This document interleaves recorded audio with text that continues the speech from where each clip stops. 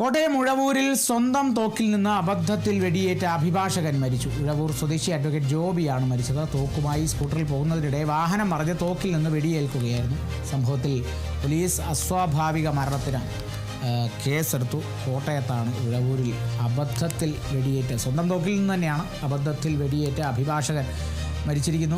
ഉഴവൂർ സ്വദേശി അഡ്വക്കേറ്റ് ജോബിയാണ് മരിച്ചത്. തോക്കുമായി സ്കൂട്ടറിൽ പോവുകയായിരുന്നു. അതിനിടയ്ക്ക് വാഹനമൊന്ന് മറിഞ്ഞു. ചെറിയൊരു അപകടമുണ്ടായി. ഈ അപകടത്തിനിടെ തോക്കിൽ നിന്ന് വെടിയേൽക്കുകയായിരുന്നു. നിലവിൽ സാഹചര്യം കണക്കിലെടുത്ത് സംഭവം ഇങ്ങനെയാണെങ്കിലും സ്വന്തം തോക്കിൽ നിന്ന് തന്നെയാണെങ്കിലും അബദ്ധത്തിൽ വെടിയേറ്റതാണെങ്കിലും പോലീസ് അസ്വാഭാവിക മരണത്തിന് കേസെടുത്തിട്ടുണ്ട്.